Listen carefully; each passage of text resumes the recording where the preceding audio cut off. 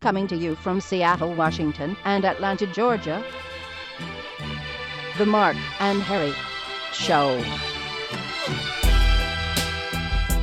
The best show in the world. What is up? What is happening, Mark Rubenstein? Harrison Gross, what a pleasure to see your face again, virtually. Yes. We are coast-to-coast broadcast. Now, that is significant for multiple reasons. So I'm in Seattle, Harrison's in Atlanta. So not only is the recording of this actually coast-to-coast, but our fame has reached from the east to coast to the west. Welcome, everybody, to episode 5 of the Mark and Harry Show. You're welcome. You are welcome. Everyone, you are welcome. You said on episode 4 you wanted the 5th one. We do what our fans ask. We do it all the time. We are not stopping. Jonah Hill might want us to stop. Chipotle might want us to stop. McDonald's might want us to stop. Subway might want us to stop. But we are going to air you all out no matter what. We are all about the news. We are not going to stop. How was your weekend, Mark? It was pretty good. You know, this podcast is white hot. I'm like looking for snipers. I'm scared that Wall Street or Hollywood is after me. But it was a solid weekend. I went out and drank with some people and played bocce ball at this really cool bar on Friday. And then yesterday, helped my buddy move in a little bit to his apartment. And went out and drank with people. It was solid. And then tonight is the Oscars. I'm hosting a little get-together. I prepared a fruit salad. So that should be good. I bought a bunch of fruit. I got raspberries in there, blueberry, strawberry. I bought a mango. I don't think I've ever bought mangoes before. I've only eaten it like cut up, and I didn't realize there's like a huge, like a core that you can't cut through. Yeah, there's a core. I had to like really engineer a way to cut around that. It wasn't easy. It's not easy. Yeah, it's not easy. But I cut my first pineapple. I did a great job with it, and it's a very, very festive salad. Now, why did you not just buy the fruit salad itself? Did you feel that the fruits weren't accurate for what your vision was for this party? I thought it'd be a fun little thing to do. I like freshness. I always feel like when I buy a prepared platter of fruit, it's always a dud. Like, it's not flavorful. I thought I can cut it up. Like, the problem is that they probably sliced it days before and it sits there and gets mushy. Yeah, it goes like, bad. This is fresh. Right. Fresh from Trader Joe's and from all over the world. So, got that going. And we've got the Oscars tonight. Great. Well, are you looking forward to it? Am I looking forward to the Oscars? I'm looking forward to you eating fruit salad, but I'm not looking forward to the Oscars because, I'm not gonna watch. I'm not gonna watch it live. Tomorrow. I'm gonna watch the highlights and just see who won. I'm not into we kind of discussed it before, the Emmys and Grammys. I'm not into that sort of fanfare. You won't subscribe to that. Celebrities. Yeah, I like watching movies. Love. I do sort of like passively keep up with the celebrities, gossip, and I'm kind of interested in it, but I don't really care which movie's the best because it doesn't always, I don't necessarily agree with it, and, I understand, it's a lot of politics, a lot of pushing, and it's just not, for me, I don't like the format of the two presenters coming out, and what do you think, Jennifer Lawrence? You see that in the news? I don't know, like just the whole canned little bits. I'm Ellen DeGeneres too. We played that clip of her. I'm kind of upset that they're not. She shot her guest in the middle of the show. Remember? Do you remember that? Yeah, I do remember. Annoying guest. I've been having nightmares. I realized he was annoying, but I didn't think it was worth shooting him over this.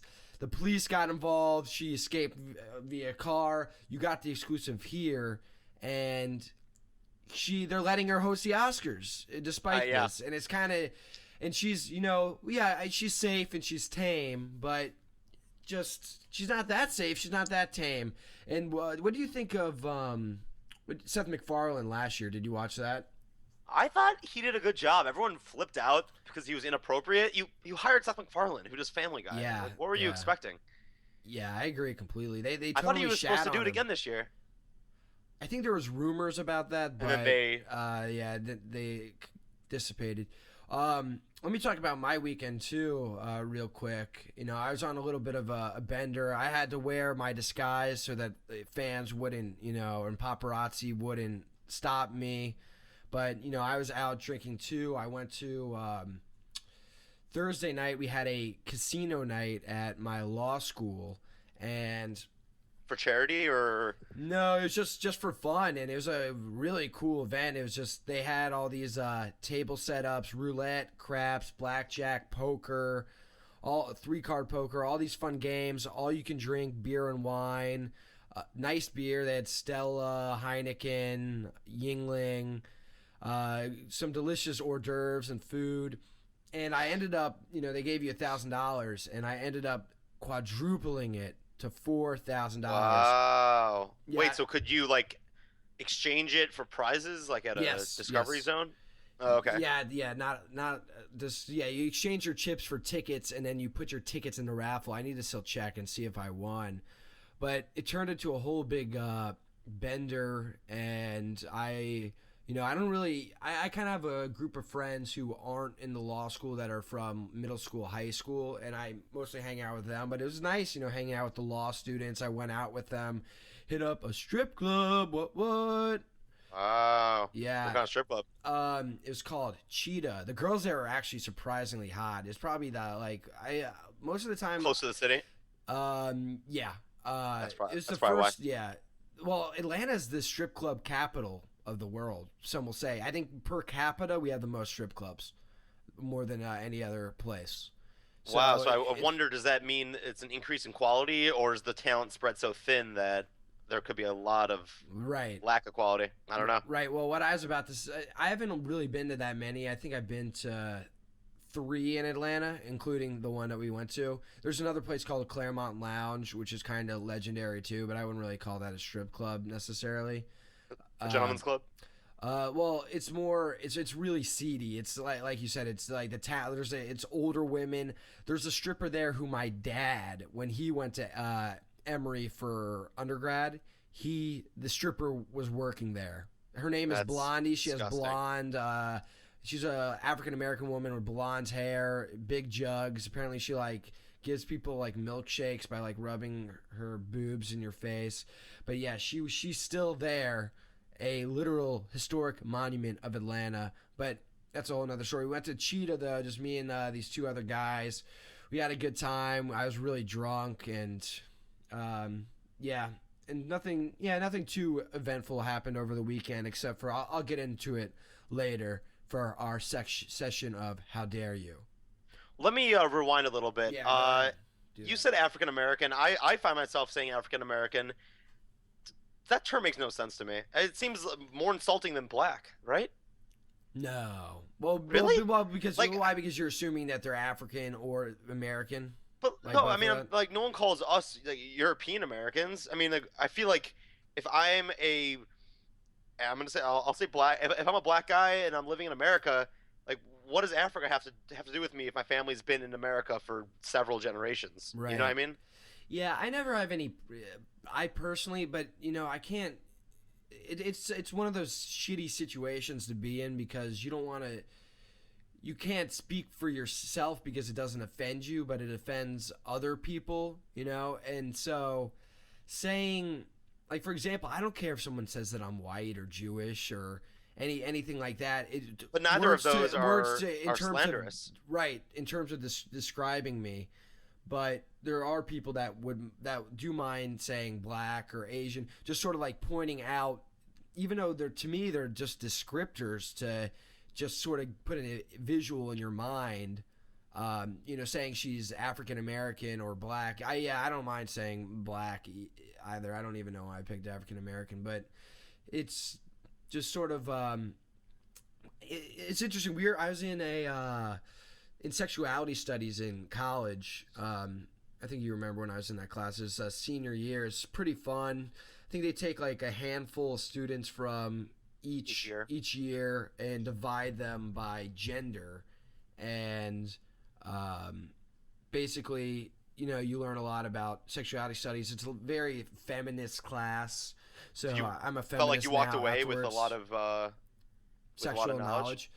Yeah, I would say I did. I watched a lot of interesting things. We had a lot of interesting discussions. It's cool talking to women about sex because it's a taboo subject when you first meet someone. So these are people in an academic sense. We talked about spitting versus swallowing when giving a blowjob. Like it's just interesting hearing topics like that.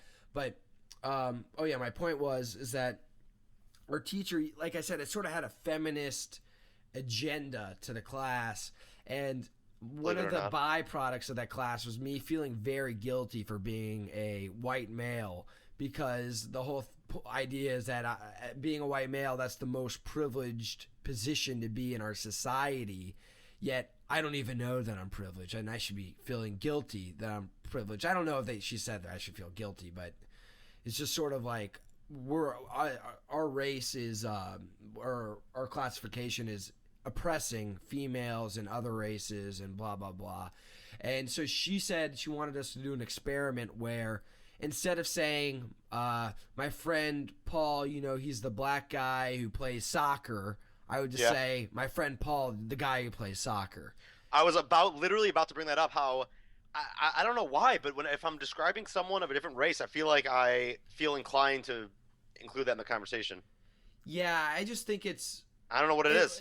Well, I think for me, it's if you don't know who the person is, that's quick, you see when you meet someone whether or not they're black, just like you see whether or not they're beautiful, whether you see that they're ugly. Sure. And for me, it's just like it's just a descriptor. It doesn't make there's no judgment at all about. Oh the no. Yeah, absolutely, no. Yeah, I'm just saying that I think what she was getting at was there's a judgment that's attached when I say that someone's black. Why am I pointing out that he's black?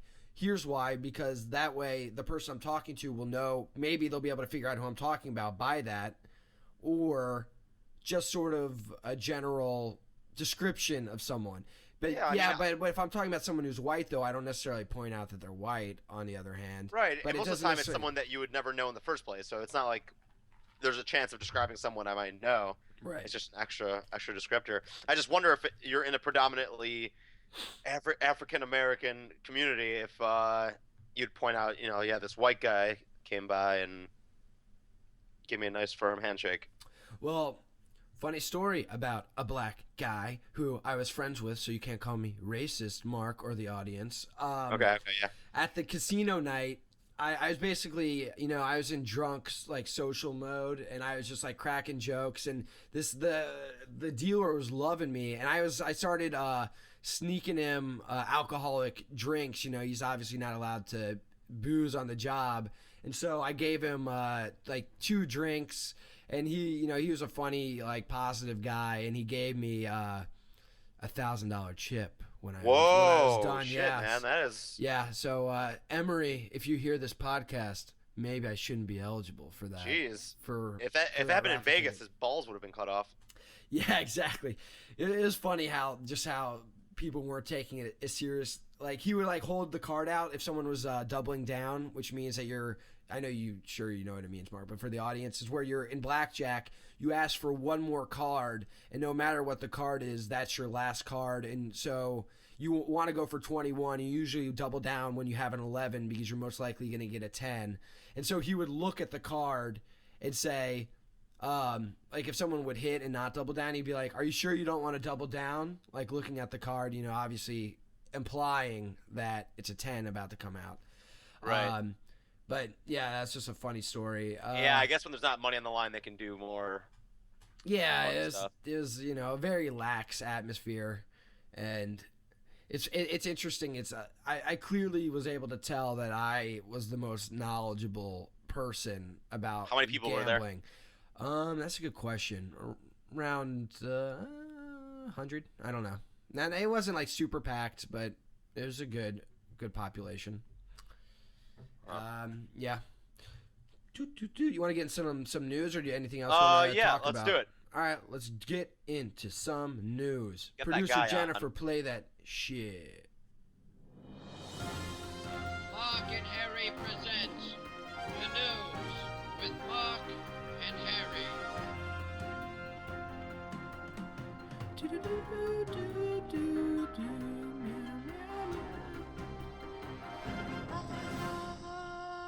All right. So, in food news, we love food news. Oh God, yes. Two pieces of food news. First, Taco Bell is unveiling a breakfast menu. I saw it. It looks fantastic. Wow, I completely disagree. I think it looked disgusting to me. I would have no interest in. Well, granted though, I'm not a breakfast fast food guy unless we're talking Chick-fil-A chicken biscuits, which are amazing. That's not breakfast. Chicken biscuits? That's not breakfast? They I serve would that argue for brunch. breakfast, dude. Do you like a? They stopped serving it at 10:30. Egg McMuffin or something? That's I don't seek it out, but you know what? I Not don't really much of mind a it. I don't mind breakfast the McGriddles, but you're off on the chicken biscuit, dude, because they serve it for breakfast hours. They stopped serving it at 10:30. I support gay rights, so I don't eat it. Chick-fil-A. You were question. very brave, Mark. For Well, doing that. are you I feel like you're not much of a breakfast eater, right? Did you eat like a lot of eggs? I feel like you didn't. You know what? I have such like a crazy schedule. I do skip breakfast a fair amount. I skipped it today, actually. That's the most like unhealthy but thing in terms of I know. your metabolism.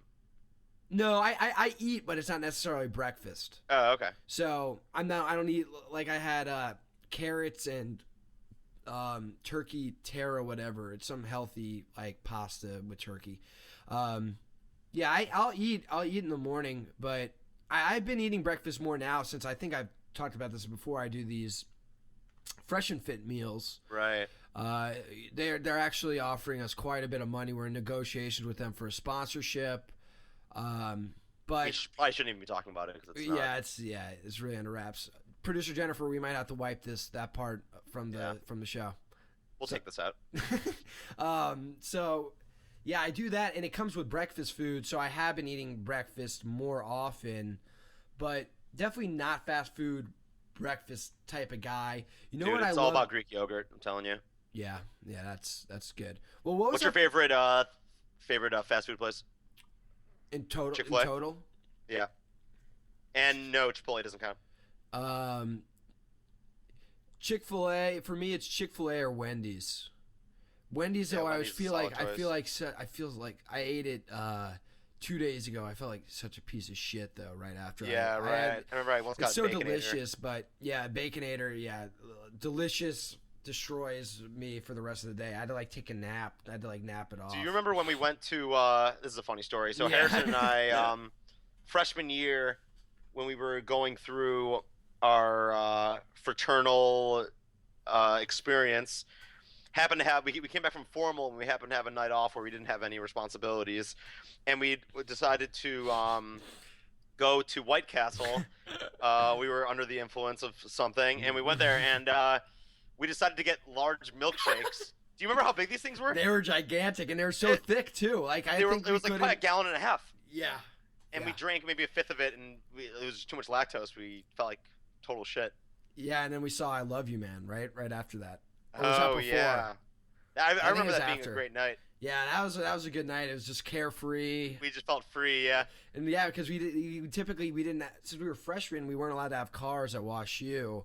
So it was literally our one night to be able to use a car since you had rented the car. I had rented And the we- car for formal. We just had a night on the town that we could never God, have. and we thought we were gonna have to do stuff that night, so we were free. We got back a little early. Oh God, that was great. Yeah, what's your favorite fast food? Oh, that's a good question. I love Big Macs. I think they're so good. I just think the flavor is spot on. It's really good. I'm not counting Chipotle. Wendy's is really good.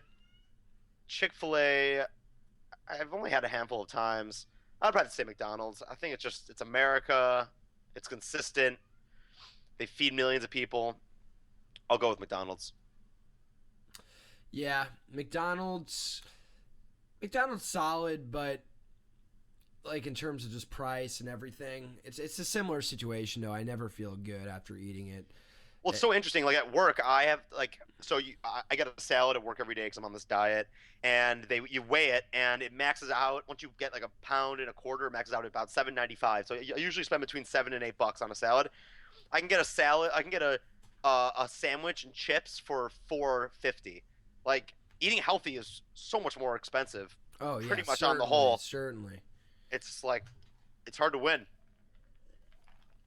Yeah, and that's one of the problems is that eating healthy is more expensive, and it's sort of a socioeconomic issue as a result. That's why Yeah, food deserts. obesity and diabetes is running rampant right now.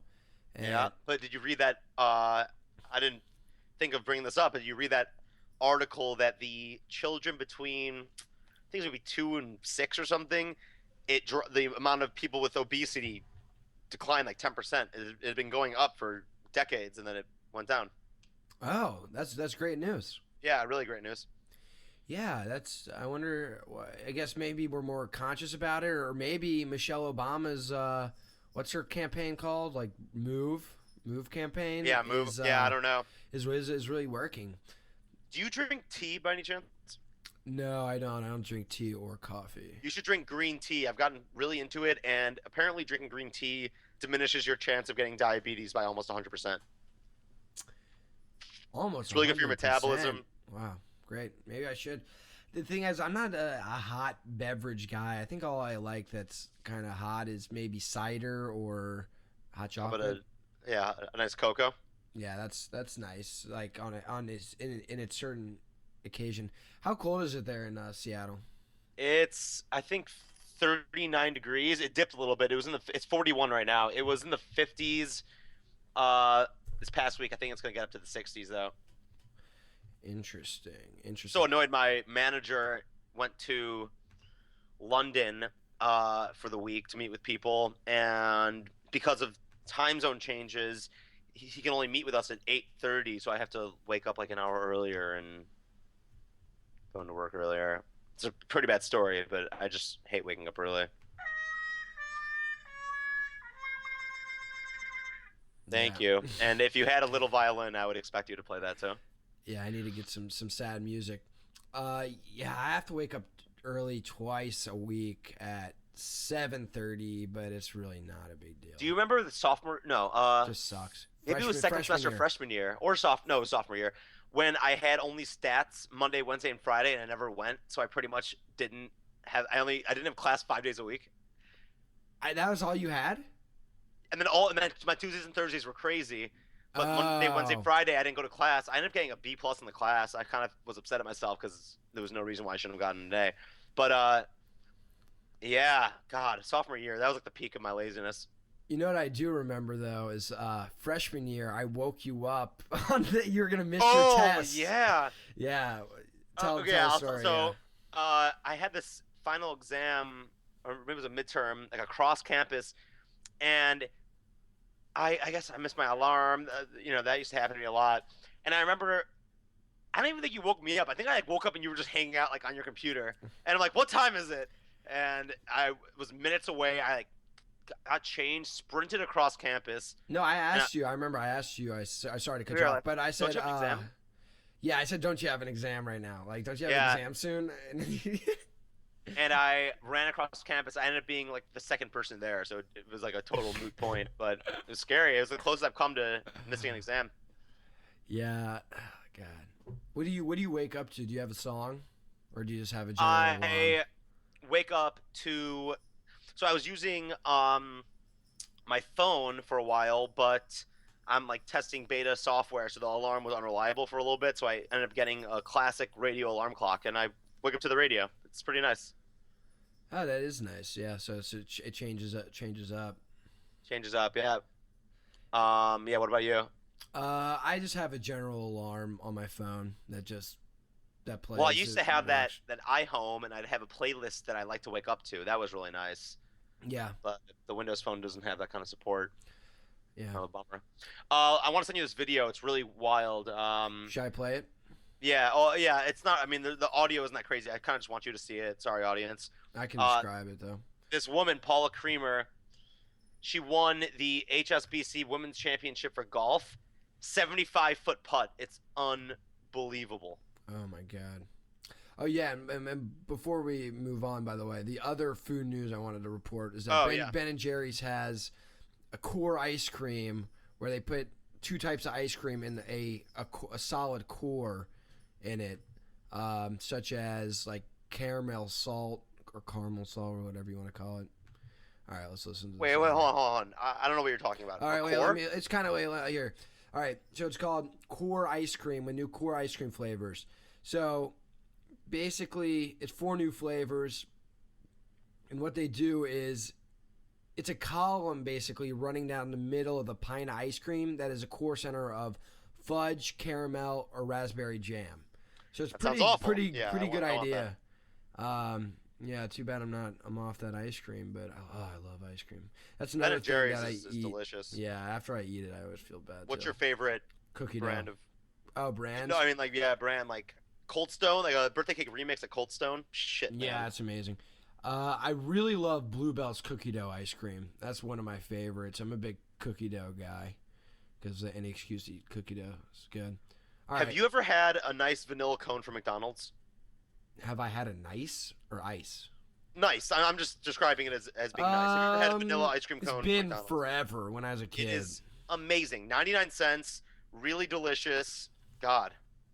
Yeah. They're just doing it right. I've been plugging All right. McDonald's a lot in the episode. Yeah.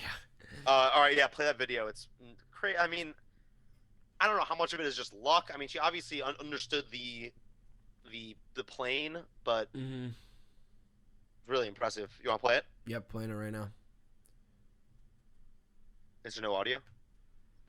I don't hear any. It looks all right. She's walking. Championship, yes. There it is. Oh, here Does you go go. in, but this is not about the She's whole on the round. putting It's green. a bonus if it goes in. It's almost a miracle. She's pretty cute. Now, Yeah, she's very cute. people are just looking to get The last name's something Creamer. That's so unfortunate. to put the pressure Yeah.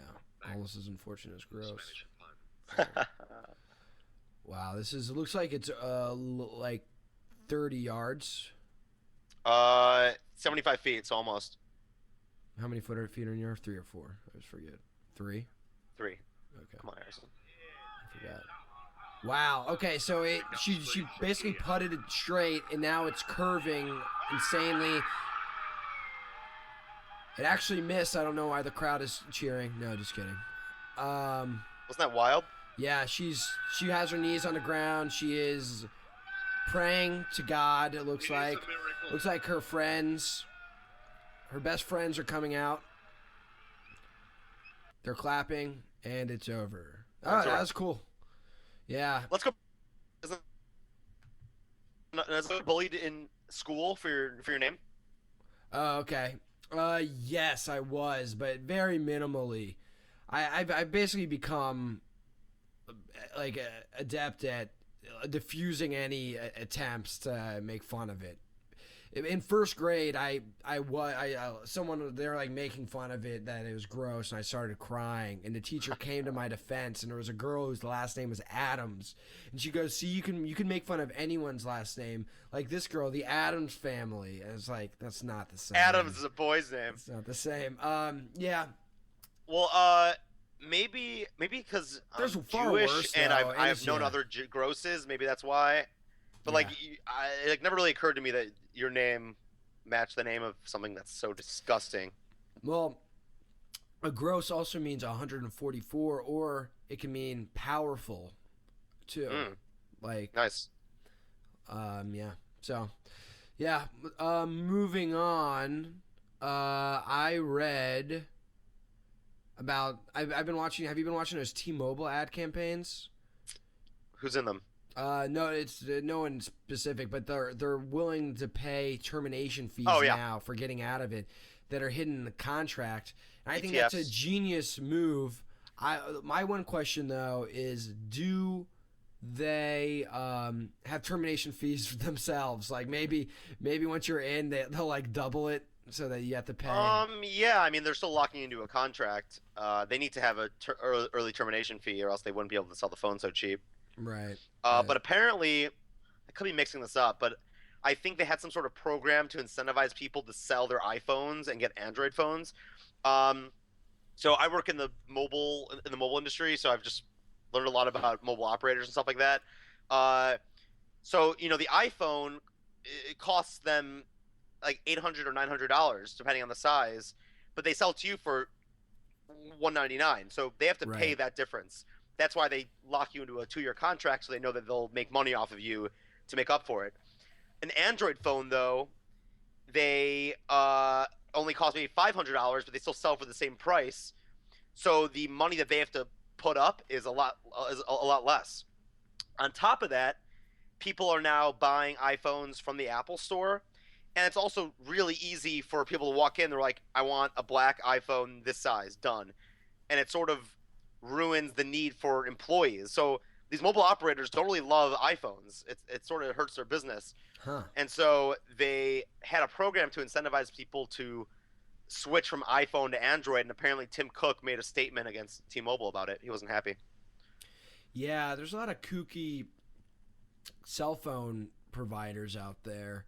I know Joe Rogan had that one, like Ting. Well, he Ting. talks up Ting, which is a virtual network that works on top of Sprint. And you still have Sprint, right? Or did you switch to Verizon? I'm on Verizon now. Yeah, I used to you're be on Sprint. you're on Sprint for years. Yeah, it sucked. Yeah, I wonder what's going to happen. I think there's a really good chance that within 5 years, all these mobile operators, they're not selling you texting plans, they're not selling you voice plans, they're just selling you data. Like that's all they're selling you is straight up data, and everything is, like the equivalent of Facebook chat. Everything is over data instead of SMS and MMS. That reminds me, that's a good tie into this other news story I wanted to talk to you about. Or maybe we talked about it last week and I just left it here, but Netflix agreed to pay Comcast to improve its streaming. That's really interesting because don't they take up 1/3 of bandwidth?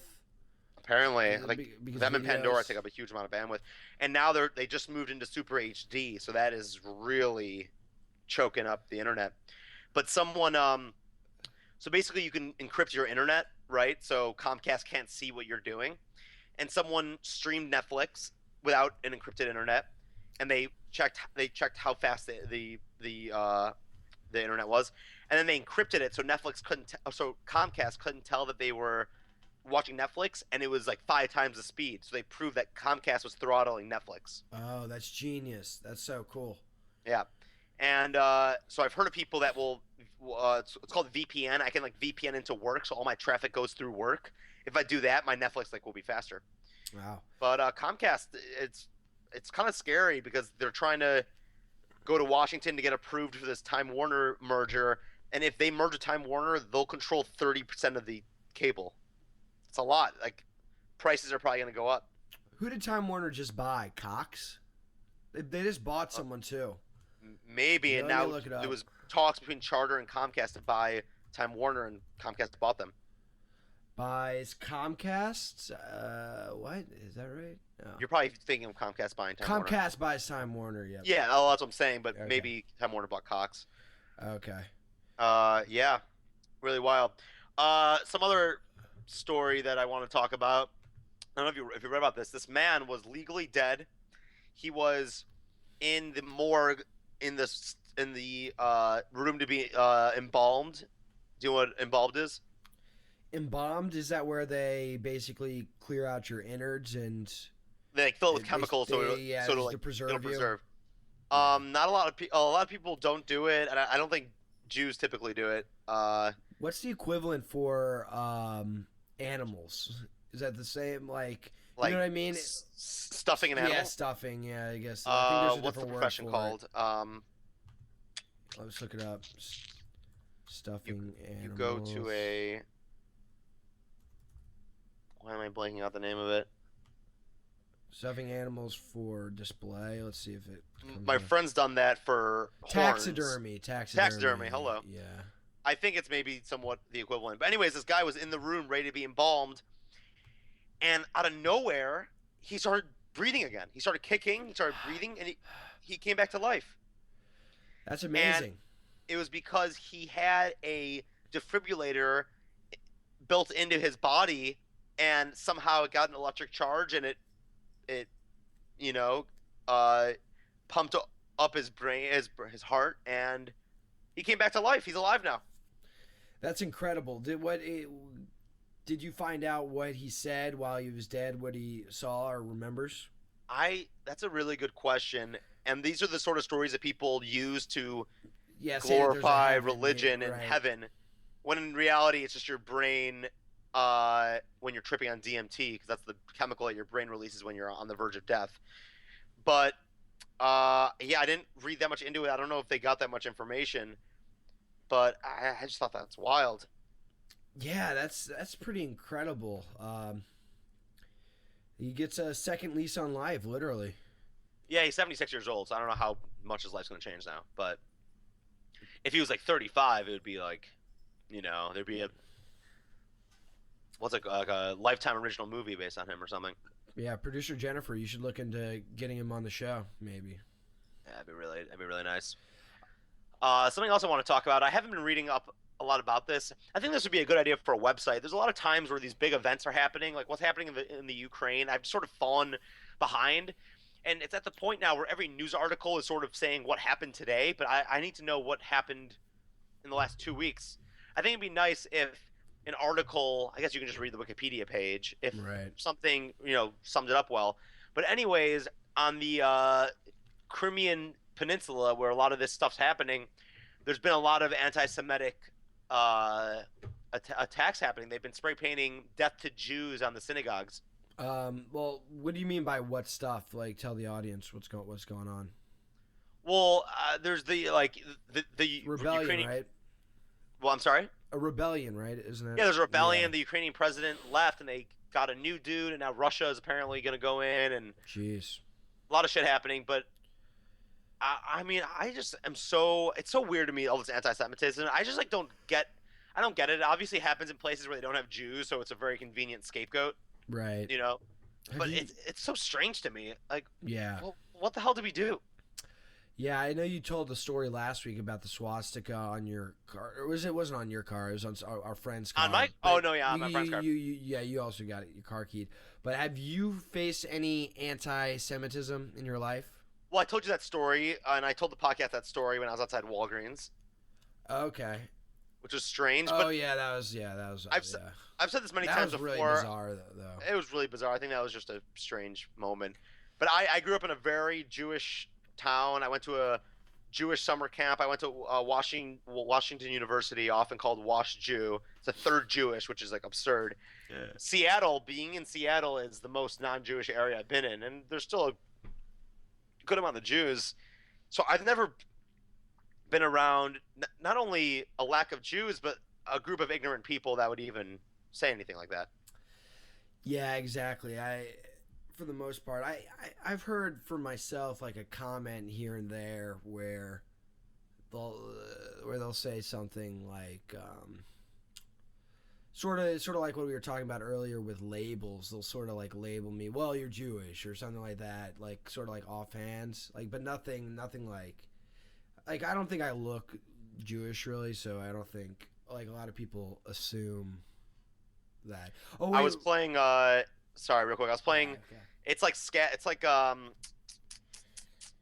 catchphrase, but it's the thing on the iPhone. I was playing with people. Heads up. Yeah, great Okay. app.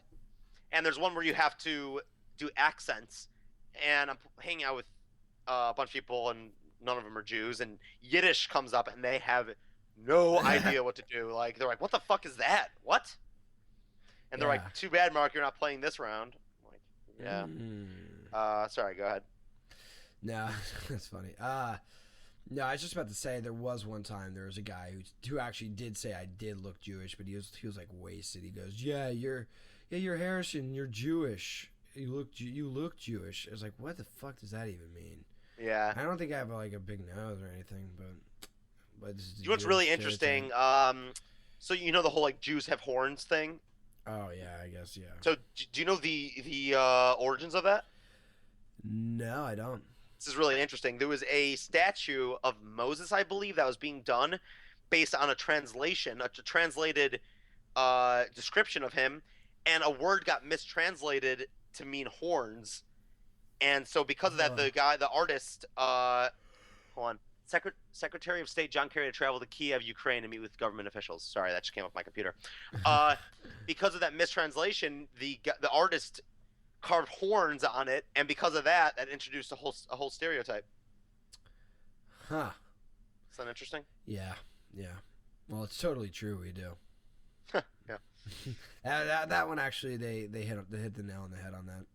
Yeah. spot on. You know what? This happened. I wanted to talk about this since it relates to us and our fraternity, and we talked about it, off the air on Monday. But I just wanted to talk real quick about Harold Ramis passing, and very unfortunate to hear.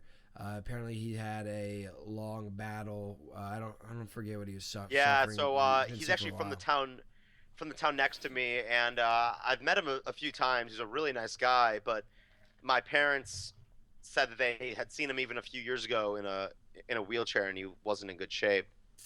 But yeah, someone in our fraternity wrote something really nice. I'm gonna bring it up because it was just really well written. Read it. Who posted the David. actual status? It was Andrew. Andrew did, and David did the status. No one want to say their last names. Andrew, a year older than us, posted the status. Yes. Okay, let me bring it up. Because our friend who wrote this is like a really goofy kid, and he's, not really serious that often. But he wrote this, and it was just really nice to hear. Do you want to talk more about his association with our fraternity? Well, yeah, I think we mentioned it before that Harold Ramis was in our ZBT chapter at Wash U, and he lived in our fraternity house, same house Mark and I lived in almost 4 or 5 years ago, and he he wrote Animal House. He based a lot of scenes off of it, such as we have something called The Ugly, which is basically a set of there's 2 doors to our fraternity house that are next to each other. The front door, which has our letters on it, ZBT, and then next to it is a sort of back door that leads right up to stairs to go to the second floor. It's basically like a duplex that was converted into a fraternity house. Yeah, and it's called The Ugly because you're supposed to, if you get with a woman who is not attractive, you send her down the ugly to avoid contact or confrontation with your friends. Ladies, relax. Harrison and I did not. We have tried to condemn it. You know, we are I not wanted responsible for this. Yeah, Mark and I actually wanted to call it the beautiful, attractive, On the sexy, inside. smart women. Yeah. But it just didn't have the same ring, and our friends are misogynistic pigs. Yeah. And our fraternity house kitty cornered our football field, so that scene in Animal House where they chipped the golf balls, that they apparently used to sit on the front yard of our fraternity house and try to hit balls over the street into the onto the football field. So this is what my friend wrote. Okay. Our friend David. All Ghostbusters jokes aside, a lot of us probably joined ZBT on the "It's the Animal House" frat pitch. Even though he was around 40 years removed from living in the pig's den many of us considered home, and it really was a huge shithole, there's a pretty solid chance we would have never met any of our best friends and brothers if not for the way he shaped and immortalized our fraternity. I never knew him, and I never met him, but I owe him a huge debt for having an undeniable and tangible impact on my college experience, which has shaped who I am today. Very well said. Very nice. Yeah, and it's true. He I was just about to say The Ugly. I think there's a scene where they ride a motorcycle up the stairs, and I was inspired off The Ugly. And I wanted to say too, Bill Murray wrote an interesting statement for his passing, and because they apparently had a very tumultuous relationship because towards the end, yeah. I think they had they worked together on a bunch of movies. I think Groundhog Day, though, is where I've read that they've gotten a lot of disputes, and it sort of ended their friendship. But I wanted to read what he wrote.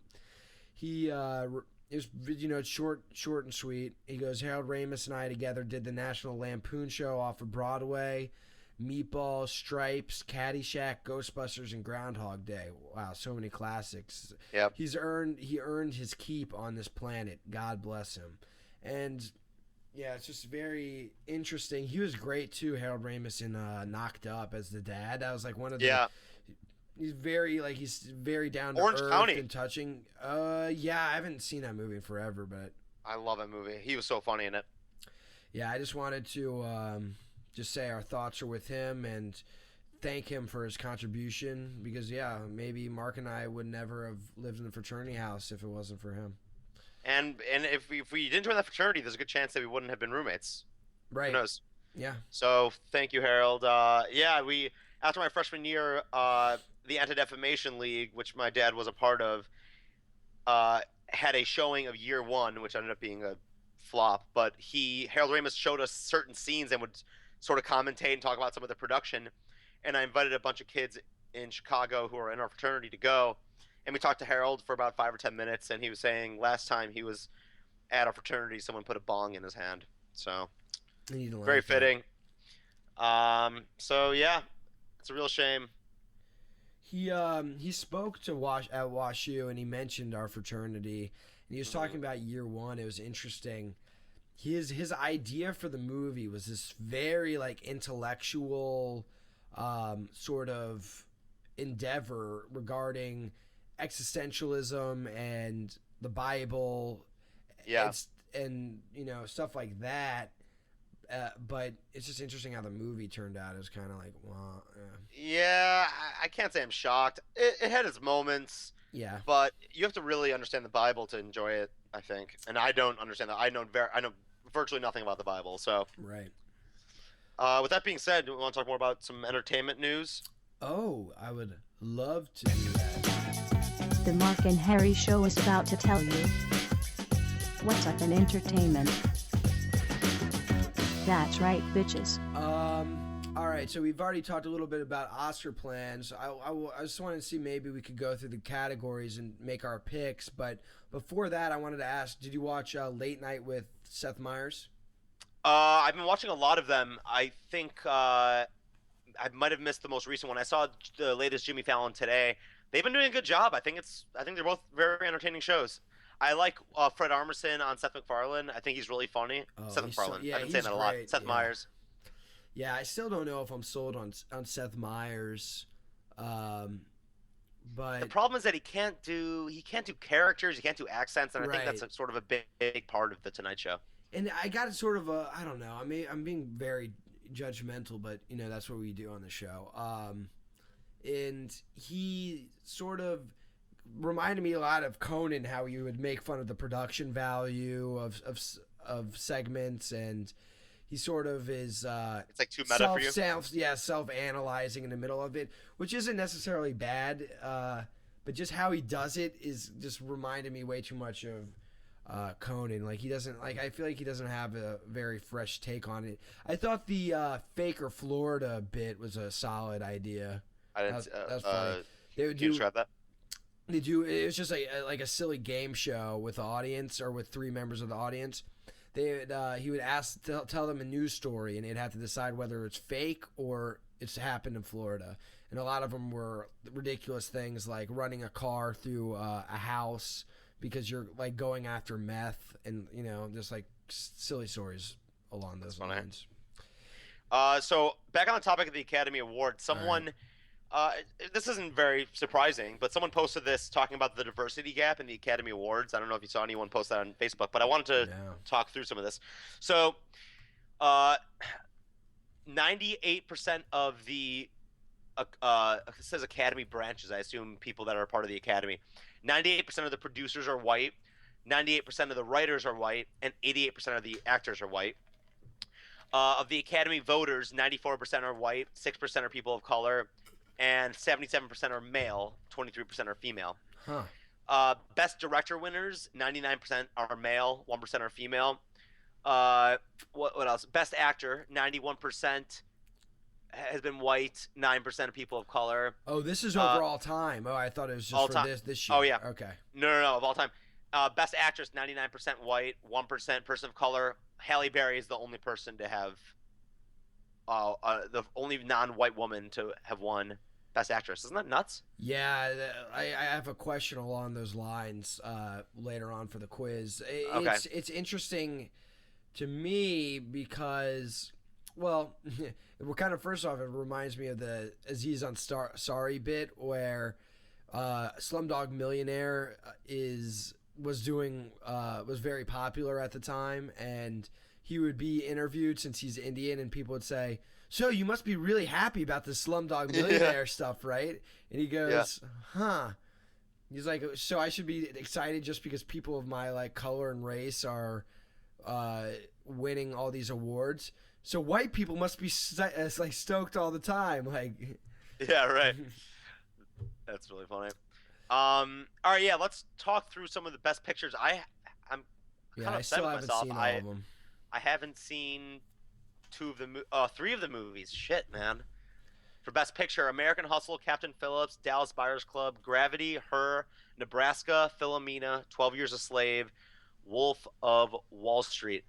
It's hard for me to be judgmental because I haven't seen Her, Nebraska, or Philomena, but I would maybe say Best Picture was 12 Years a Slave, I guess. Yeah. What about you? I actually didn't see that. I've like that movie would just make me so uncomfortable. It was a bummer. Yeah, it would just like bum me out. I don't like seeking out movies like that. Even like I've heard, just glowing, Even if they're glowing reviews. well received. Yeah. Yeah. So for me, I'm not like saying it's the best picture, but my favorite one out of all these was The Wolf of Wall Street. It was just a fun It was movie, so entertaining. and the American Hustle's close, Gravity's close, entertaining, but just The Wolf of Wall Street, I just was loving it. It was enjoyable. I think as far as I know, what I've heard is 12 Years a Slave pretty much has that on lock. Yeah, I guess so. It was very solid. We're not gonna go through all of these because it's just. Let's way just too go much work. through. We'll do let's just- actor and actress. Yeah, actor and actress. Screw the supporting people. I'm all about leads. We could do best animated feature too. No, actually, I didn't even watch any of them. Fuck that. I haven't seen any of those. Okay, best actor: Christian Bale, Bruce Dern in Nebraska. I haven't seen it. Leo, Wolf of Wall Street. Chiwetel. I can't pronounce this guy's name. Chiwetel Ejiofor, 12 Years a Slave. Ejiofor. Sorry, dude. Matthew McConaughey, Dallas Buyers Club. Of those, I'd probably say Matthew McConaughey. He nailed it. He won the Golden Globe too. Yeah. Yeah, I really want Leonardo to win one. I just feel like, I don't think it's gonna happen. well, too bad. Yeah. Bad. All right. Well, I want him to win. He's Yeah. my Who vote, doesn't, Leo. but- All right, best actress in a leading role. Yep. I'll do these since they're all easy Okay. to pronounce. Amy Adams in American Hustle. Kate Blanchett, Blue Jasmine. I feel like I'm presenting yeah, the awards I feel like right you're now. doing it. Yeah. Sandra Bullock in Gravity, and then they'll like show the clip. Yeah. Oh And then no, I'm you in see, space. like, No, The yeah. 9 shots of them Yeah. like looking up at the screen. Oh no, Gravity. It's killing us. Yeah. Judi Dench, Philomena. However you pronounce that. Philomena, Philomena. you're not gonna get this Yeah, job. people the next day, gross botches. Yeah. Ellen comes yeah, to that for best every year. actress presentation. Judy. Oh yeah, okay, we already did that. Meryl Streep, August, Osage County. I saw Blue Jasmine, American Hustle, and Gravity. I think they're gonna give it to Sandra. Really? I heard Kate Blanchett has that on lock. But, Really? She was pretty good. yeah, Sandra was good, but I don't know. It's just, It was all her. It was like all her.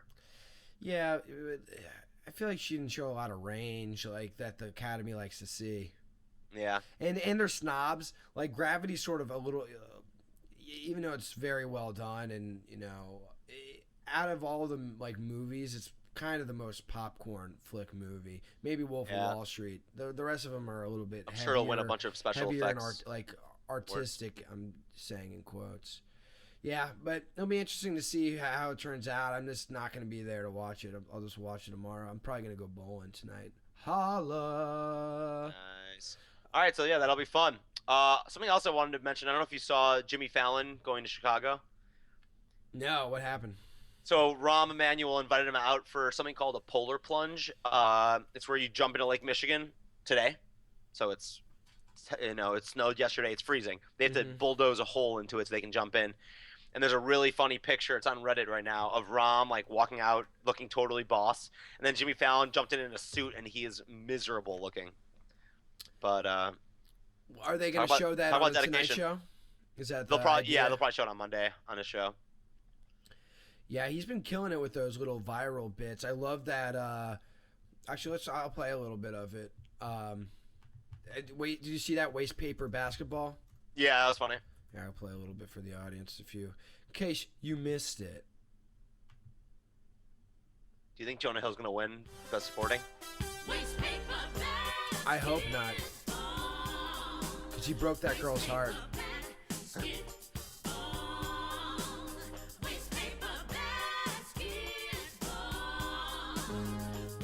now rapping waste paper It like sounds out of basketball. place. It Number always one, throws Jimmy me off. Basketball is my favorite sport, but not the kind of basketball that's on the court. I'm talking about the b-ball that you play in the office. And if you want to play, make sure that you got this. And this is like Couple of paper, hold 90s it in your hand. sort of The choice is quality, yours. You can right, sit or stand. video. Lean back, take a shot, toss it in the can. Your co-worker saw it, now you're the man. All right, that's enough of that. Yeah, that's enough of that. Yeah, that was pretty funny. I finished House of Cards yesterday. Holy shit, man! You have to watch it. Yeah, you got to watch Game of Thrones, dude. I'm telling you. I am I'm sick telling that you. day. I am telling you. Watch 2 episodes. You don't give me an episode cap to figure it out. Will it take more than one? So like House of Cards? Yeah. I got really into it after the first one. Watch Okay. the first 3, and I think you'll like it. All right. So you have to watch the first 5 Game of Thrones then. Well, but House of Cards is like 20 hours long each. Each season 20 hours. I meant each episode. I was being parabolic, but Okay, so it's 20 hours total. no, Well- no. It's probably an hour each episode, right? Right. And how many episodes are there? I have no idea. Well, Game of Thrones is 30 episodes, an hour each, like less than an hour. But it's just so detailed, and you don't even need to be into the like sort of fantasy element. It's probably my least favorite part of the show. It's just very well acted. A lot of it's just very interesting. It's like an interesting world that you sort of. But you're not even in Harry Potter. No, I don't really like fantasy. But you gotta try. This is sort of not current, but I thought it was kind of crazy. It's also not gonna be that interesting because I can't really show you. But I've seen Social Network so many times. It's on TV a bunch. Like you've seen it probably several times, right? Yes, great movie. So you know the scene when they go into the president of Harvard's office, the 2 Winklevoss twins? Yeah. So as people probably know, those are both the same actor. They did digital effects to make them both appear in the scene simultaneously. Right. But there's this shot of them walking into the office, and one of them is a body double. There was literally like 1 or 2 seconds of seeing this guy's face who looks nothing like him. I was like shocked that it made it into the movie because and I'm shocked I haven't noticed it before, but you see this guy who obviously isn't the actor. Oh, and some of the shots, they Yeah, moved? it was like a body double, and it was so obvious. I was shocked at what's his name? What's his name? Jesse Eisenberg? I'm just kidding. No, Yeah, the actor. the guy who Aaron Sorkin. Oh, Aaron Sorkin is him. I expect better from him. How dare you, Aaron Sorkin? How dare you? It might be that time. About time to air some of these bitches out. How dare you? How dare you? How dare you? How dare you? How dare you attack the son of a... Need some help!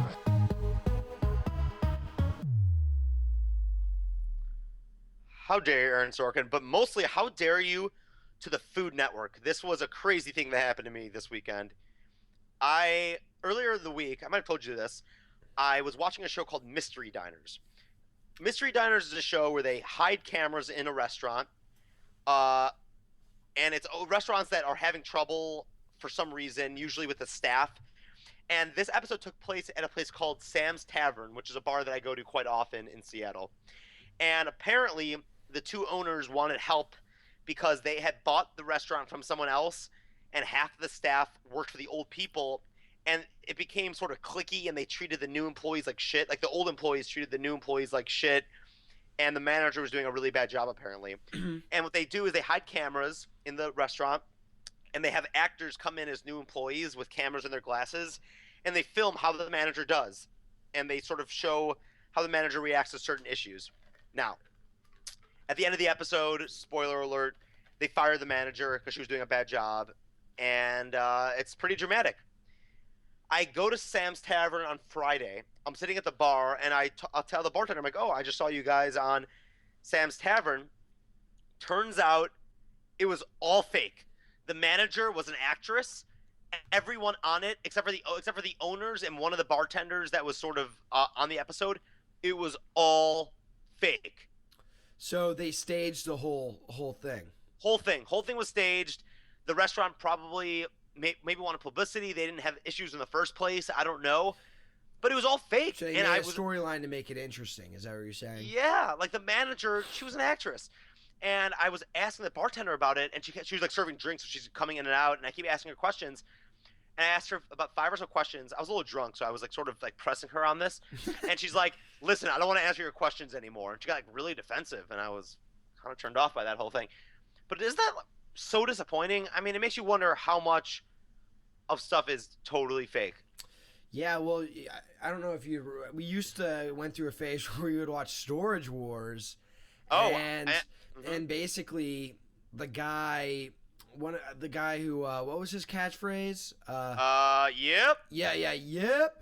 That's what he would say when he was betting on a storage locker. And he'd compete. So they would plant items in the storage lockers to make the show more interesting, like a safe or a painting or something that's valuable. And they also apparently he made all these allegations against them and sued. I think it's A&E that was on. Because they weren't giving him enough money or something. Yeah, it's like a money issue. But then he said that he was basically that they were defrauding the public by making it seem legitimate, and they were also trying to improve the sort of storage locker, glorifying that experience. Yeah, industry, and just increase participation in it, which I'm sure it did. And yeah, that's very disappointing. You know, reality TV. To me, it's always more interesting finding out what's real and what's not than the reality show itself. It's hard to blame them because it's obviously easier to fake it. But I'll tell you what, I used to whenever Storage Wars was on TV, I watched it. Not like whenever I saw it on TV, I watched it. Since that story broke out like 2 years ago, I have not watched it since. Me neither. And granted, I was getting kind of sick of it. It was like the same thing over and over. The same it shit. Wasn't really.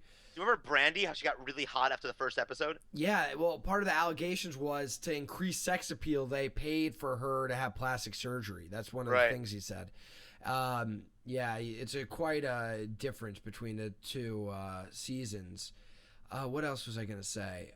I'm totally blanking on. Well, there was that whole Survivor. I think that was the first big reality. It's probably not true. The first big reality TV debacle where they found out that they were refilming certain things on Survivor. Oh yeah, I forgot about that. That's pretty unacceptable. How dare you reality TV shows? How dare you mystery diners? How dare you A&E? We want the truth. We want real TV. You know how they put like warning labels on cigarettes? They should do that shit for reality TV. Be like, just let you know, we are totally bullshitting you. Oh, I should show you this. It's on Jersey Shore. There's this video. I think I showed it to you in college. Yeah. So basically, for those who don't know, it breaks down. You should look it up. Just look up Jersey Shore. Throwing ice, probably throwing exposed. Ice fake, exposed. Basically, they show one episode. Snooki, someone throws ice at her, and she gets upset and then starts smashing bottles at the bar and like throws this big temper tantrum. And basically, they break down the video and show that the ice comes from a very unnatural spot. You can tell that like the producer is like some woman, and she kind of just threw the ice on screen to show it. You can see her follow through. You can see her hand, and you can see her with a headset. Yeah, and then you can also see that a lot of the bottles aren't even full. That the bar is like completely empty. No one's even there. Yeah, on a Saturday night, there's no one there. Right. It's just very suspect, and yeah, you know, it's so fascinating to me that whole you know sort of cult, how people are obsessed with them. So I got my how dare you, and we're getting a little personal with the how dare yous. How dare you, my ex-girlfriend Hannah, sending me mean text messages for no reason. Wait, let's get some sound effects. Yeah, get her. Our fans hate you, Hannah. What happened? All right, so I mentioned it in passing last week, but we had this thing at Fernbank. It was this graduate school mixer, and she was there. One of my buddies, I haven't talked to her really. I'm friendly with her. I'm nice to her. One of my buddies has mutual friends with her, and they basically told him that they think Hannah's annoying. One of them, I think one person said it to him, and so I wake up in the morning. Basically, it's all a blur. And I look at my phone. I sent a text message saying, "Oh, it's so embarrassing," but you know what? Wait, so Let's you make it interesting. I had sent her a text message in the night saying this, and the pretext is one of my buddies told mutual friend who has mutual friends with Hannah, told my friend that Hannah's like annoying, and I sent her a text. Let's pull it up. Oh, it's so embarrassing. I heard bad things about you, and then I think I was wanting to, I think maybe in my drunken idiocy, this would have been such terrible radio. I said, would it be okay if I interview you tomorrow? So I would interview her for the show about the annoying things, which isn't really that interesting. And then I go, apparently she didn't answer after a half hour or something. I said, Dana, come on. I called her Dana, which is my ex-girlfriend. I mean Hannah. And then WTF, she says, might get an award for strangest text yet. I said, I apologize. I was totally in the wrong. I really shouldn't have done that. I don't even know why I did, because I was like really preoccupied that night, if you know what I mean. Wait. If you know what I mean, Mark. But what happened? Oh, what happened? I got to keep it off the air for the lady's sake. Just give me her name and her address. Like, you don't say anything else. Here, wait. I think I think it's she's coming on right now. Wait. It's a baby. That doesn't make any sense. Yeah, wow. I was a lot drunker than I thought, I guess. Yes. So. Is that a knock at your door? Please open up. Oh wait. Oh no. Don't get me. Don't get me. She told me she was 21. So she like interrogated. She wanted to know which friends. I didn't even know the friend's name, so I just kind of. So I see her on Thursday at the casino night, and. Wait, why was she there? Oh yeah, she's at the law school with me. Right. So I yeah. Well, I don't want. Whatever, it doesn't matter. Okay, so yeah, so she basically sends me a text at 11:30. This thing went from 7 to 10, so I was pretty drunk by 10 o'clock. I lost my phone. Actually, I left it in my friend's car, and she sends me a text saying, "I really do hate you. I really hate you. Don't talk to me." This came out of nowhere, and I go on Facebook like a day or two later. She unfriended me on Facebook too. This comes out of nowhere. I did nothing wrong. We've been broken up for 6 months. Wait, we've hung out as friends once or twice. What's the time gap between you sending that drunken message and you getting that message from her? Oh, like days later? Yeah, like 5 days later. Okay. So I go, WTF, what did I do? Then I sent her a text today, like saying, I saw you unfriended me. You have to tell me what I did wrong. And then she brought up the text message. And I basically, like, sort of, like, it wasn't an argument. It was more of a discussion. I was sort of like, listen, what I said isn't real. Like, she was upset because apparently she got in a fight with her friends and her new boyfriend, which I didn't know until now. But over the annoying thing. Well, yeah, I didn't know she had a new boyfriend. But so she basically goes, "Oh, I want you out of my life completely. There's no point. I try to be nice to you. There's no point." She's just being. Then she goes, "That stupid text last week when it was just negative and unnecessary and spiteful." And I was like, "You know what? I apologize for you that the next day I made a mistake. But I think you saying that you hate me is pretty negative and unnecessary and spiteful." Let me ask you something. Sorry, what time of day is this happening? This is 11 a.m. Okay, so she's not drunk. Yeah. This is a completely sober conversation. Basically, she doesn't want to talk to me anymore, and I just sort of was like, all right, if that's what you want to do, that's what you want to do. I think you really shouldn't hate me and should be respectful to me. And it's like, let's be honest, if anyone other than me sent you that text message, you wouldn't have had a second thought about it. You know what I mean? And What do you mean? Oh, like if someone had sent the text message saying like, I heard bad things about you, like you wouldn't like text them a couple days later, I hate you, like. yeah, you'd be It's like, a ooh, what did factual they say? thing. Like I think she, she obviously still has some resentment against me. I think she still Right. has some feelings for me. To be honest, like I don't think you would, to like actively hate someone for something so stupid is just so silly.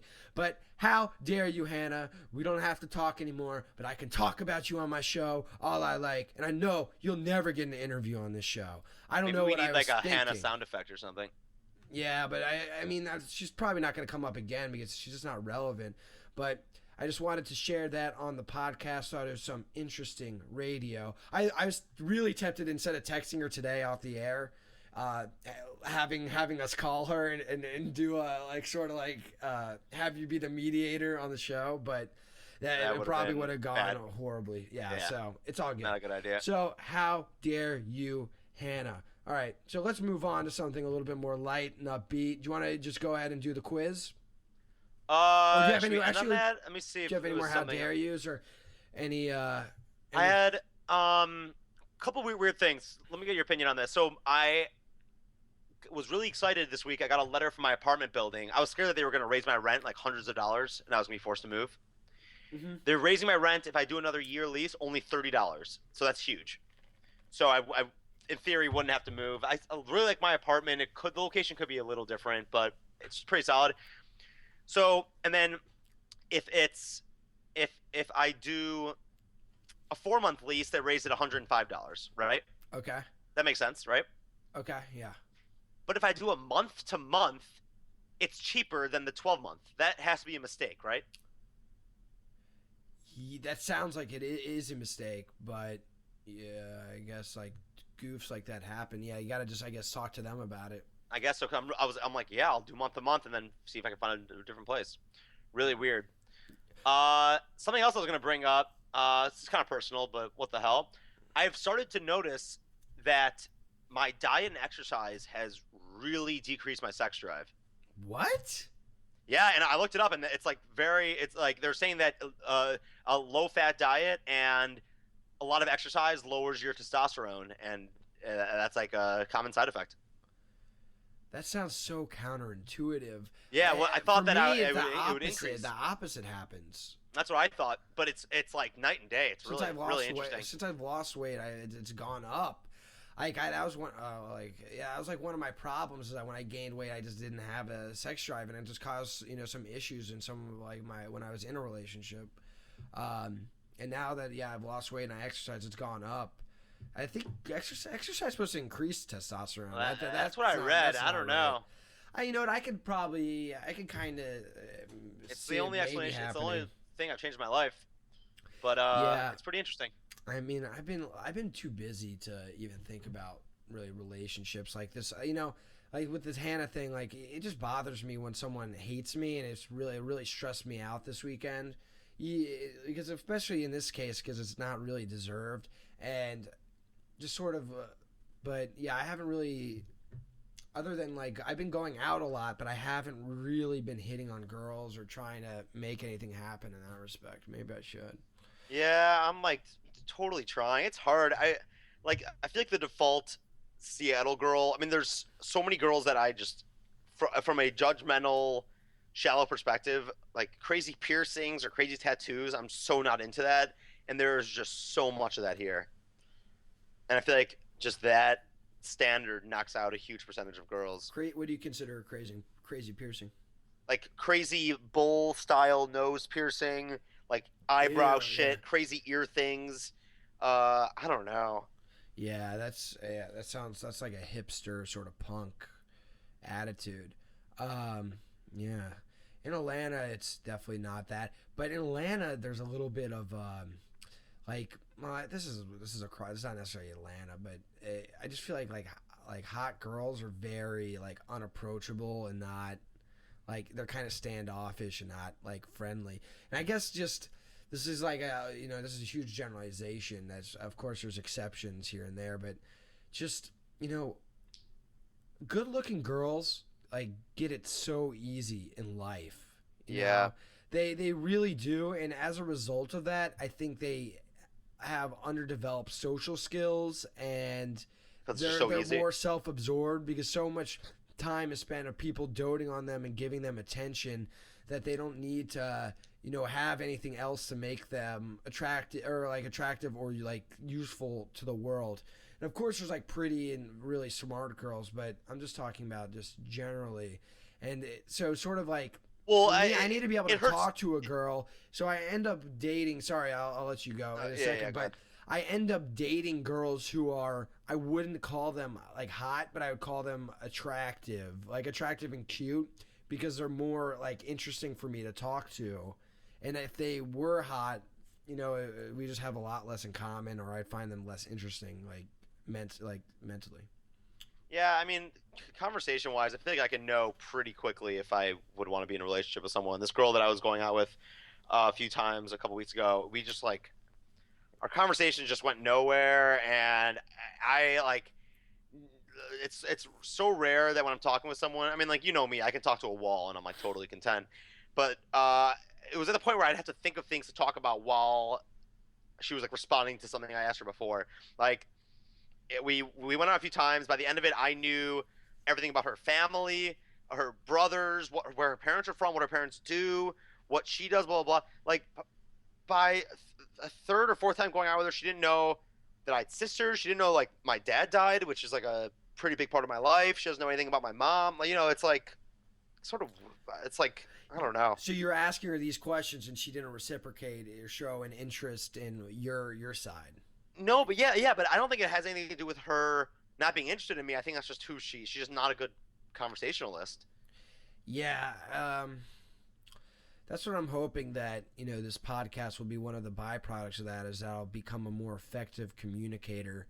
And yeah, it's definitely, I hate, one of my least favorite things to do, which I'm trying to get better at, is like just like what you said, is just having to carry the reins basically on a conversation, and bear all the weight and do the heavy lifting, basically, in terms of talking about interesting things, or I feel like I'm like pretty up to date on what's happening in the news, at least in entertainment wise, and I always have stuff I'd like to talk about, and nothing's worse than basically for me to like show an interest in someone's opinion or what they're up to, and for them to not sort of reciprocate it at all, or contribute, or come up with something meaningful to say. Yeah, I don't know, man. It's been hard to meet girls. I'm like thinking that I have to do more improv stuff. Like I love my improv group, but they're all a lot older. They're all like in their 30s and 40s, so it's not like I have any sort of social trajectory out there. I'm like trying to wonder if I should do more improv stuff to meet more like girls that I think are funnier and better to talk to. Okay, yeah, I'm maybe I'll do another grouper, but I mean, I don't know. I ran into this girl last night, who I think I mentioned her a couple episodes ago, who's in the law school, who's like very attractive, and I was just talking to her, and she was like talking to this other guy who went to Florida State, and it was just I don't know, it just kind of fell flat, and just sort of the conversation, I felt like, I don't know, like sometimes maybe I don't know, it's hard for me to read whether or not she's interested in me. I think it's at the point where I'm just gonna gotta move on, and it might be like, the problem is that once you've like talked to a girl, like I've talked to this girl for like such a long time, for me to initiate that we should go out thing it's gonna have to transpire either like us hooking up randomly, or me mustering up the courage and just doing it, because this girl did like me on Tinder, so that has to mean something. Yeah. But if I do that, I face the fear of rejection. And honestly, for me, when I first like meet a girl, I can sort of gauge, whether or not she's interested in me, and things can happen a lot better, and I'll be less worried about asking her out and her saying no, because I just met you, so I can literally just cut you off like that. I'm seeing this girl in class, and Yeah. I'm gonna see her around, and it would suck, but It'd be hard to cut off. Yeah. maybe I'll see her drunk or something, and I'll just like say like, hypothetically speaking, if I were to ask We you were to- out, yeah. like what would you say? And if she says no, I'd be like, oh well, good thing it's a hypothetical. Yeah, good thing it's hypothetical. And then she says, yep, I'd say, oh, good thing it's a hypothetical. Wasn't gonna ask you out at all. Turn the table on her. Yeah, I don't know. I think I'm just like too picky, and I can't help it. But it's just, I don't know. There's like certain qualities in people that will turn me off really quickly, and maybe that's something I should work on or not. I don't know. Well, here's the thing. It's just like any business, any woman, you know, that, you know, to be in a relationship, all you need is one that's, you know, that's good enough. And you just need one good one. So 99.999999999% of girls, 0.9, cannot be like in that sort of category of you're not interested in them or they're not interested in you. You just need, you know, just one who fits you. But it's just hard, you know, just in this limbo phase. I am, I think I am a lot happier now than I was when I was in a relationship last year. But mostly that's because of law school situation. I'm a lot less stressed out about law school. I was literally having to, you know, do tons of reading every day and get caught up. And I'm pretty, you know, I've gotten a good handle on it. It's also like a bit of a weird age, like being 23 and 24. Like we're getting to the point where we're like sort of getting too old for the college girls, and we're like too young to be taken seriously in the professional world. Yeah. Well, maybe I'll come visit you for spring break, and I can, or you'll visit me. But I will have to look up the ticket prices. They look pretty expensive. We can scope out the babes and talk about it on the next on the podcast, or we can do a podcast not coast to coast, but coast.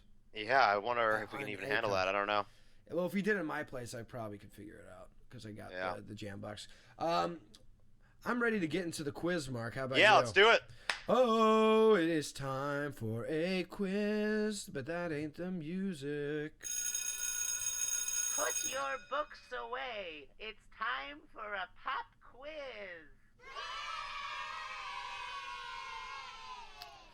All right. So in honor of the Oscars and Mark's party, in honor of Mark's fruit salad, we are going to. I got some actually really good questions. One of them is it's kind of dumb, but the rest of them are pretty interesting to me. They're all Academy Award related questions, and same rules as usual. 5 questions each, and whoever has the most right at the end of the 5 wins, is victorious. I am now the reigning champion after our Olympics quiz, but that could change after tonight or today. It's today. Well, it's evening. And, you know, I've been getting calls from several casinos on the Strip. People have been really gambling. I mean, they're like the amount of money churn that's been going through this economy just based on these quizzes. I heard about that as well, and you know, I looked at the YouTube numbers, and it doesn't really reflect that, but I think what they're doing is just cutting out the quiz part and listening to that. I've also heard people are downloading the YouTube videos and then sharing them on other websites, which is why our numbers are a little low right now. And actually, I'm totally not okay with that, by the way, because you're stealing ad revenue from us. We are in talks with so many sponsors, and they're like, listen, if you're going to be pirating the website, don't pirate our show, guys. It's not cool. Why would they want to work with us? All right, I'm going to start us off with the first question. What now defunct Oscar did Shirley Temple win at age 6? So that means defunct for the audience. No, I'm telling you for the audience. Defunct means no longer here anymore. It used to be. I'm sorry. We cater for a more intelligent crowd. I think if you just if you didn't know what I meant, turn off the show. Turn off the show. All right. So, which defunct Oscar did Shirley Temple win at age 6? A, Academy Award Future Star. B, Academy One to Watch. C, Academy Juvenile Award. Or D, Academy Rising Star. So they're all sort of the same thing. I'm sorry. Can you repeat them? Yes. A, Academy Future Star. B, Academy One to Watch. C, Academy Juvenile Award. Or D, Academy Rising Star. juvenile seems like an old school term that they would use. Oh man, I'm going to go with.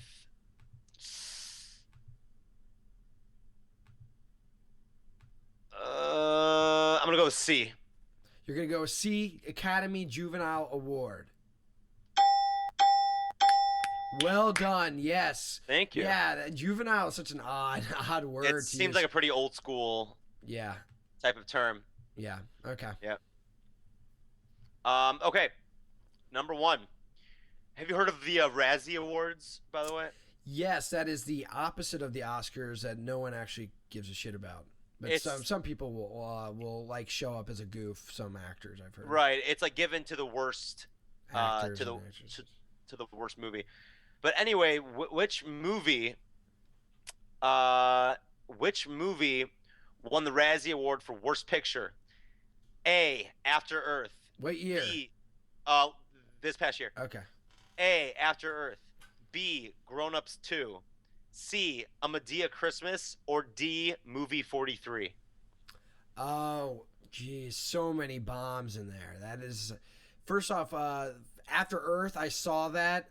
So bad. They basically It was busy for like his son, right? It was Will Smith and Jaden Smith, and I had so many complaints about it. First off, there was this thing called ghosting. There was this predator basically that would attack people that was sort of their enemy. Yeah. And it could smell fear on you. And the only way it could not see you is if you ghosted, which means that you have no fear. And Will Smith is the only one who knows how to ghost. And so they like explain that in the prelude, and then they like it would just be so corny in the movie. They'd be like, "So you think you can ghost?" And Jaden Smith had a very bizarre dialect, and I got in an argument. This was last summer at Bonnaroo with this guy who enjoyed the movie. I immediately hated him because of that. Not actually hated, but just like it's like you and I just have different tastes, dude. Like I like good movies. So he said that the dialect was weird because in science fiction they claim that in the future all dialects are combined into one. So he had this weird sort of like British accent, but not really. And Did it just seem really contrived? And then lastly, yeah, it just is very off-putting. Like they didn't need that. And the last thing is like they followed one of the worst movie cliches, which is basically like, "I will never salute you." Like the Jaden Smith, like, "You'll never earn my respect, and I will never salute you." Guess what happened at the end of the movie, Mark? He salutes him. He salutes him. He earns his respect, and he saluted him despite all the odds. Wow. All right. Yeah. So that was a rant from Harrison on why After Earth sucks. Since we didn't have a rant from you this week, I got to make the music for that. All right. B. What's the next movie? Oh wait. Okay. Yes. C. A Medea Christmas. Wait. What was B? B is yes. B, oh no. I'm sorry. A was After Earth. Yeah. B was Grown Ups 2. Okay. I didn't see that movie, but another short rant is when they recount. I saw the trailer and they recounted a terrible joke where they said, what does wasted mean? It means when you drink a lot of milk. Yeah. And then the girl goes, "I got chocolate wasted." And then for the trailer for the Grown Ups 2, they're like, "From the movie that brought you that joke." They like showed that joke again. All right, but yeah, that movie looked bad. I didn't see it though. Yeah. All right, then a Medea's Last Christmas. A Medea Christmas. Oh, is a what it's Medea called. Christmas. And that sounds pretty bad, but we're not the demographic for it. yeah. We'll leave it at And that. then D, movie and D 43. is movie 43. Do you know that movie? That's the movie where they combined all of those little shorts into one movie. Basically, it's Kentucky Fried Movie. And they just put it all into one movie at once. It's like from YouTube things? It's like a bunch of different sketches. I think some of them might have been inspired by YouTube's, and they had they had some celebrities in them, but it was a lot of like raunchy humor, and the little sketches weren't related at all. Well, apparently got horrible reviews. Now, my thinking on this question is I'm going to have to go with A, After Earth, because M. Night Shyamalan directed that movie, and I feel like Razzies would hate him, and as a result, pick that movie. Also, it has the big star Will Smith in that, and any sort of opportunity to sort of blemish his career. That's sort of, I feel like, would be their motivation. So I'm gonna have to go with A. I'm not 100% on this, but just gotta trust my instincts. People always say trust your instincts, and they would be wrong. It was D, movie 43. Okay. You know what? That probably objectively was better, since it didn't. At least like After Earth, like claimed Was like to cool have, effects and came shit. to have a plot, and the effects weren't even that cool. Well, some of them were. Okay, let's go. So the score is now 1-0. Mark, Yeah. will you dethrone the reigning champ? God, I hope so. All right. So we were talking about how few women have won, and how different races have been winners. So my question for you is, what film was the first to win Best Director for a woman? Okay. I'm sorry, one more time. Which film was the first to win Best Director for a woman? Okay. So A, The Hurt Locker, B, Gladiator, C, The Artist, or D, Rocky? Well, the question is, if a woman directed all those movies, I don't know. Yeah, that's a good question to me. That's Well, that- I mean, if it that's what was, the I champ would ask. choose the oldest movie. So, can you go back through it? Yeah. A, The Hurt Locker, B, Gladiator, C, The Artist, or D, Rocky? I know the only movie I know for sure was directed by a woman was Hurt Locker, but that was pretty recently. All right. Well, Was Gladiator directed by a woman? I'll go with Hurt Locker. Final answer. Yeah. Well, Mark, I'm very proud of you, because that is correct. Oh! The crowd goes wild. Thank you. The crowd goes wild. Shut the Okay. Wow. So that's it that's came out shocking. in 2010. Yeah. So, what did you think of that movie? I didn't really like it. When I saw it, I saw the movie, and then I got reminded that won Best Picture, and I was blown away. Yeah, it was. It was good. It was good. It wasn't Best Picture. I wasn't. I was really bored during it, personally. Yeah. But, I liked what's it called better. Zero Dark 30. Yeah, I agree. Same. I agree. Same sort of content. Same director too. Oh, same director? Okay. Cool. Yeah. Okay, so which of these movies won all the awards that it was nominated for? Okay, let's You hear it. understand? Yeah. The Lord of the Rings, The Return of the King. No. That's A. Oh, wait, B- actually, that won a lot. I remember. B. Titanic. C. Avatar. Or D. Kazam. Kazam. Would Kazam technically love- win, since it wasn't nominated for any? That was gonna be my my little joke. Yeah, it wasn't even But nominated. yeah, So it didn't lose. Yeah, so it didn't. I would have accepted Kazam because it didn't get nominated for anything. I love that scene when it rains all the candy. Oh, great. All right, let's take that off the table. So A, B, or C. Oh, that's tough. All right, I'm ruling out Avatar, because I'm pretty sure it didn't win Best Picture, and I think Okay. it was nominated for it. Lord of the Rings: Return of the King, I remember, did gangbusters at the Oscars. Titanic, I know, won a bunch of Oscars, but I didn't really follow the Oscars then. My gut instinct is to go with Titanic, because I don't know if I ever told you this joke, but it's funny. My one friend and this other girl were having a conversation, and my one friend says to the girl, I think Titanic is such an overrated movie. And she goes, really? Don't you realize how many awards it's won? Ba-doom. Shh. Get it? No. What? All right, Mark. All right. So Maybe I maybe zoned the out audience for a is second. slower. So he goes, I think Titanic is such an overrated movie. And she goes, are you serious? Don't you realize how many awards yeah, it's okay, won? Yeah. Sure. God, sure, you okay. made that So, fall like, flat. It's a funny joke. It's funny. by definition, that's what overrated Right, means. yeah, Okay. right. Yeah, got it. All right, so I'm going to go with Titanic, the overrated movie that won so many awards, so maybe it's not overrated. Final answer? That's my final answer. It must be overrated because the answer was A, Lord of the Rings. The King Oh! Oh, wow. I just thought, I remember that The Lord of the Rings Return of the King, like people were saying that movie basically, because the first two didn't win any awards, and that was sort of like a tribute to the trilogy by just giving Return of the King all those awards, since the movie itself like probably wasn't really that much better. Right. All right. This is a history question, a history of the Oscars question. What interrupted the Oscars in 1974? Is it A, a fire, B, a streaker, C, orchestra on strike, or D, an earthquake? I'm going to take out streaker. That seems too silly. Earthquake is probable.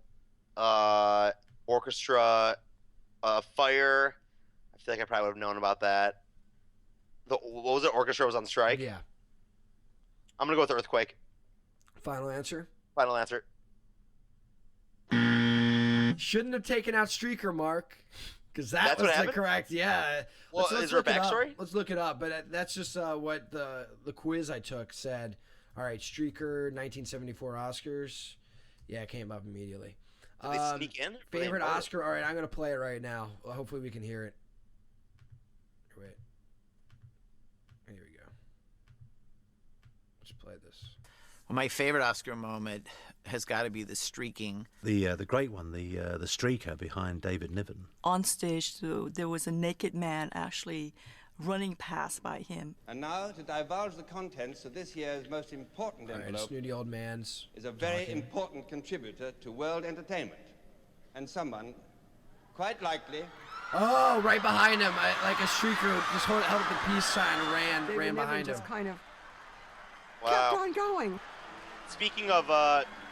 He's laughing, and now they're playing music. I remember when that happened, and streaking was a part of our world. I mean, you actually had to worry that somebody might come through your world. All right, we get it. All right, what are you about to say? Speaking of, I was walking in front of my apartment building, and I was sort of like just looked inside one of the windows, because there's some apartments that are on the ground floor. And I guess the guy couldn't tell. His shades were down, but he was like backlit a little bit. And his TV and couch are like right up to the window, so he was facing it. And I walk by and I see this dude is just completely naked, and he's just cupping his like balls with one hand. And I'm like, what the fuck? And I kept walking. That's so funny. It's pretty gross. Okay, number 3. Which of these nominated movies won Best Picture in 2012? A, Gangs of New York. B, Chicago. C, Lord of the Rings, The Two Towers. Or D, The Pianist. I'm pretty sure I know this one. Wait, go. It wasn't Lord of the Rings because. Gangs of New York, Chicago, Lord of the Rings, Pianist. It's got to be the Chicago or The Pianist. Because I'm pretty sure because Martin Scorsese directed Gangs of New York. Such a good movie. God, I've been guessing wrong though in these two. Chicago wasn't 2012. Yeah. That was the year we graduated. Chicago came out. Sorry, 2002. I'm so sorry. Yeah, it's like what the. Yeah, all those movies. I'm pretty sure it's. But did Chicago? God, I'm just like The Pianist. I think it is Chicago. Ugh, I'm gonna hate myself. I'm gonna go with Chicago. Ding ding ding ding ding. Woo! Oh wait. Oops, sorry. Oh, there we go. Oh, there we go. Now they're about. Yeah. All right. The score is 2-1. Cool. All right, we are on question 4 right now. Sorry, this question's kind of lame, but the Kodak Center, home for the Academy Awards, is located where? A, Sunset and Vine. B, Melrose and Vine. C, Hollywood and Vine. D, Hollywood and Highland. I just wanted to set you up so that I could win this game. Such a bullshit piece of shit question. Go back through it. I'm so mad at you. Go Sunset and Vine. B, Melrose and Vine. C, Hollywood and Vine. Or D, Hollywood and Highland. Hollywood and Vine, final answer. All right, Mark. Hate to break it to you. Oh, shit. Hollywood he went in Highland. Yeah, come on, Mark. You know what? I visited the Kodak Theater when I was 12. I'm such a fucking idiot for not. Yeah, why didn't remembering you that. take a picture of the street signs, Mark? You should have known. All right, 2-1. Wait. Yeah, 2-1. Okay, who has hosted the Oscars the most times? A. Billy Crystal. Billy Crystal. Final answer. Final answer. Okay, wrong. No! He hosted it 9 times. He's number 2. B was Bob Hope. He's hosted it 19 times. Oh, wow. C was Johnny Carson. He's hosted it 5 times. And D was Whoopi Goldberg. She's hosted it 4 times. Cool. Okay. All right. Great. So, I'm glad you so we can. prematurely guessed that. So you should ask me this last question. Make it a 2-pointer so that I can. Okay. Wait, I can maybe take the lead. Or wait. Is yeah. your last question a true false? No, it's not. Mine's a true All false. right. Well, make him 1 point so that we can decide this. Okay. Yeah. This. And Fine, then this I'll is 1 make. point. Yeah. You're gonna get this anyways. Oh, okay. Maybe. We'll see. Okay. Over under $80,000 worth of stuff is in the swag bag for nominees. Over under. I know they put like so much expensive stuff. It's over. I think it's over. Yeah, $85,000. Let me tell you the top 3 items in it. Okay, let's A see that. $16,000 hair transplant coupon. Okay. Really weird. $15,000 walking tour of Japan. That's awesome. And then $9,000 trip to Vegas. Wait. Say the first 2 again. So trip to Vegas. What else? $15,000 walking tour of Japan. What?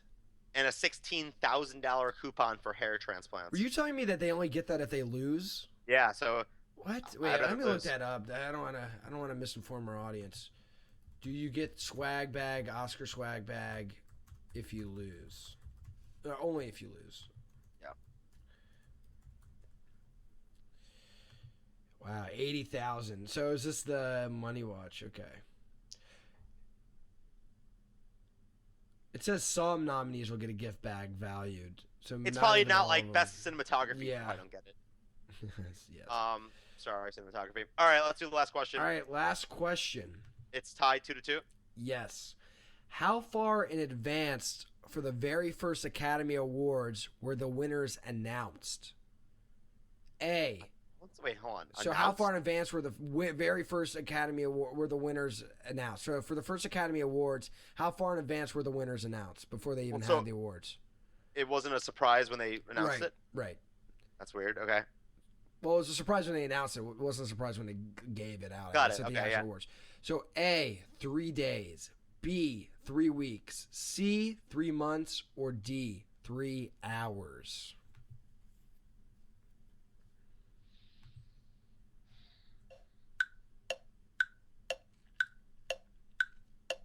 Talk us through it. Talk us through Did it. they give a year? Of the first Oscars? Oh, it was for the first Oscars? Yeah, it's the very first one. My rationalization is that it had to be early enough where people could book flights and then fly out there. Huh. I'm going to go with 3 weeks. Is that your final answer? That's my final answer. Well, can we get a drum roll for whether or not Mark has dethroned Harrison as the winner, or will it simply be a tie?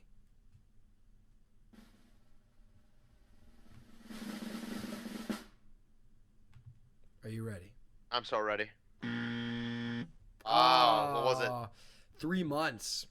So Wow. I thought you were gonna get it when you said travel arrangements. It makes more sense to have 3 months notice to travel. I guess back then. Yeah. Oh, yeah, let's find out what year it is just for. I think it was 29 or something. Yeah, that sounds right. Because they weren't even making movies that long. What the? My internet's not okay first. All right, we'll call it a tie this week. We're calling it a tie. Still reigning champ. All right, my stupid Google's not. Harrison Todd Gross. Yes. So, anything else you want to discuss or talk about? That's all I've got. It's been a pleasure, Harrison. Yes, it's been a pleasure. Okay, yeah, we went hour and 44 on this one. Perfect. Great. That's All right. That's the perfect time. All right. That's what we're going for. So we will see you next week. We are maybe going to get a guest for the show. So that will be our first guest besides Jennifer, besides that girl Sarah who kind of ruined the show. Sorry, Sarah. I had to attack you, but I did. All right. We'll see you next week. Love See you next week. Peace. Bye. You have just listened to The Mark and Harry Show.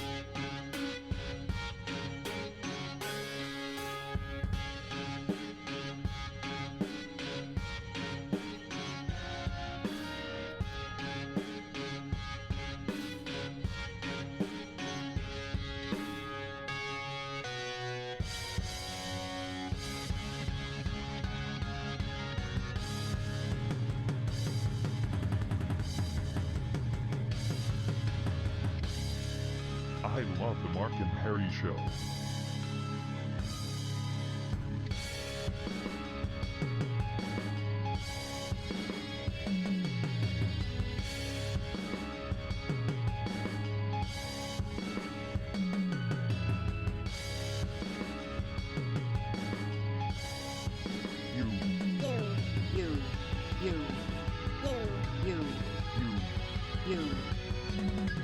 You have just listened to The Mark and Harry Show.